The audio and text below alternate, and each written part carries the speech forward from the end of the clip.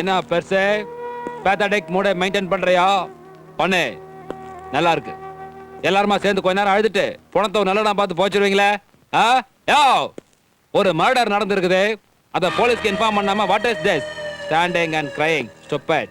கொலை பண்ணவன் நான் தான் பண்ணேன்னு சொல்ல மாட்டாயா? எனக்கா நடந்திருக்குதா? ஹிஸ்டரியில இருக்கா? இந்த இன்ஃபார்ம் பண்ண போலீஸ்க்கு பண்ணியா? என்னங்க சொல்றீங்க? ஏதோ துக்க காரியம் நடந்து பத்தியானு மனசு கஷ்டப்பட்டு இருக்கிறோம். நீங்க என்னமோ கொலைகளைன்னு புது கதையை சொல்லிட்டு இருக்கீங்க. ஆமாயா, நடந்தது மர்டர் தான். சரி, அப்படியே இருந்தாலும் ஊருக்காரங்க பேசி முடிவெடுக்க வேண்டிய சமாச்சாரம். என்ன பேச போறேன்?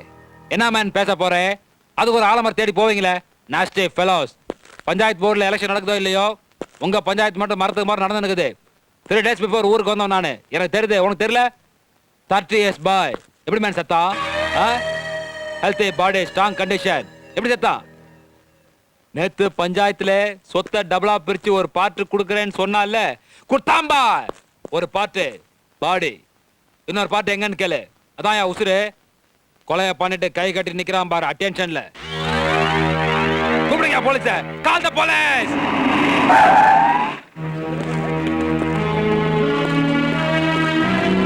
என்னய்யா எல்லாம் மலைச்சு போய் நிக்கிறீங்க? உங்களுக்கு வேணா இந்த ஊர் மேல அக்கறை இல்லாம இருக்கலாம், ஆனா எனக்கு இருக்கு. ஏன்னா நான் இந்த ஊருக்காரன். நான் தான் கம்ப்ளைண்ட் பண்ணி இவங்களை கூட்டு வந்தேன். என்ன தைரியம் இருந்தா ஒரு கிரிமினல் கேஸ எல்லாருமே சேர்ந்து மூடி மறைச்சிருப்பீங்க.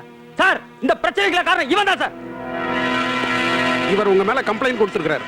இது விஷயமா எது சொல்றதா இருந்தாலும் ஸ்டேஷன்ல வந்து சொல்லுங்க.